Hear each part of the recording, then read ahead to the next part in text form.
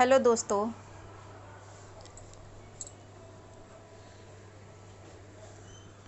चलिए आज मैं आपको अपनी नई कहानी जिस्म की भूख सुनाती हूँ।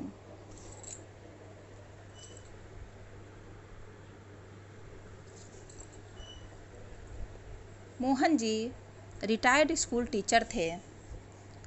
उनका बड़ा मान सम्मान था समाज में।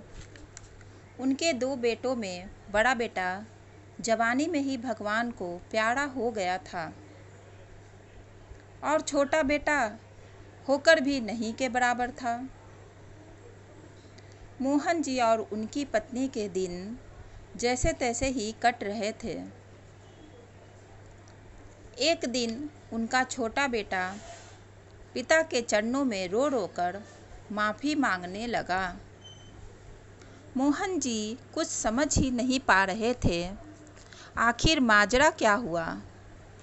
यह तो हमेशा ऊंची आवाज़ में बोलता, 2-2 दिन तक घर नहीं आता, तो फिर आज ऐसा क्या हुआ। तभी उनके घर पुलिस वालों की चहलकदमी सुनाई देने लगी। मोहन जी के पैरों तले से जमीन निकल गई। पता चला कि उनका बेटा कितना बड़ा दरिंदा बन बैठा था, जो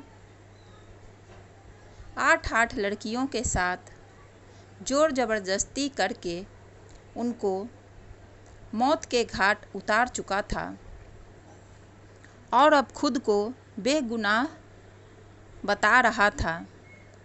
ऐसा किसी के शब्द उनके कानों में पड़े। मोहन जी की समझ में कुछ नहीं आ रहा था। सोचने लगे, मैं तो हमेशा ही अपने बच्चों को अच्छी शिक्षा देता रहा, पर यह कैसी शिक्षा मेरे बच्चे ने, हाँ मेरे खुद के बेटे ने ग्रहण कर ली। क्या यह सच है? वह मान ही नहीं पा रहे थे।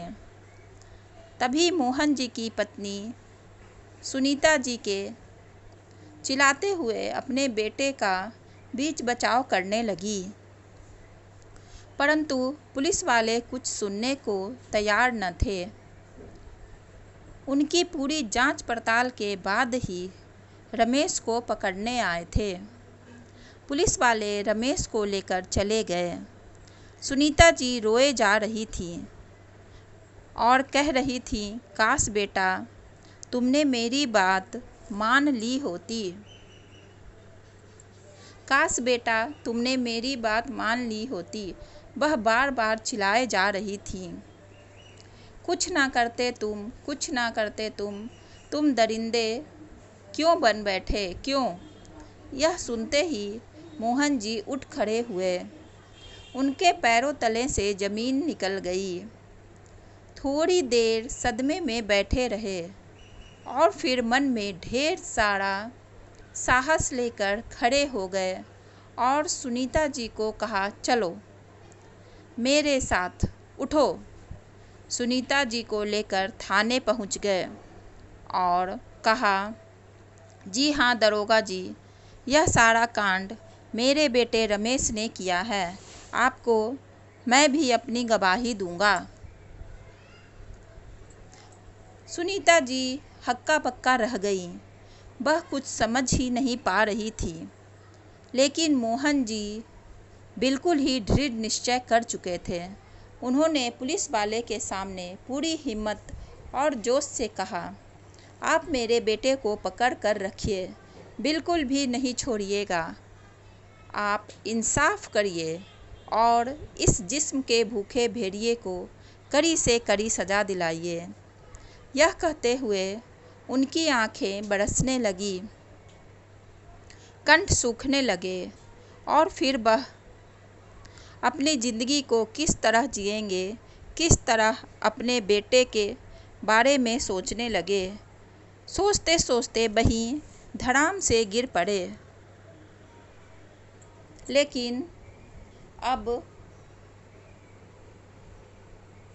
वो दृढ़ निश्चय कर चुके थे कि उनका बेटा हो ही नहीं सकता जो ऐसी दरिंदगी करे, ऐसा दरिंदा बन जाए। वह उनका बेटा कैसे हो सकता है। वह अपनी बातों पर अडिग रहे। सुनीता जी ने काफ़ी समझाया, लेकिन वह अपनी बातों पर अड़े रहे और उन्होंने बयान दिया। उन्होंने कहा, हाँ, यह सारे कांड मेरे बेटे ने किए हैं। और वह गर्व से सीना चौड़ा करके अपने घर को लौट आए और कहा, मैं दरिंदे का साथ नहीं दूंगा। धन्यवाद दोस्तों। मेरी कहानी आपको कैसी लगी ज़रूर कमेंट में लिखकर बताइए और प्लीज़ मेरे चैनल को लाइक और सब्सक्राइब ज़रूर कर दीजिएगा। दोस्तों, आज के ज़माने में ऐसे ही सोच, दृढ़ निश्चय वाले महान लोगों की ज़रूरत है। वह केवल एक कहानी नहीं, बल्कि रोज़मर्रा के जीवन में घटने वाली वास्तविकता है। धन्यवाद दोस्तों।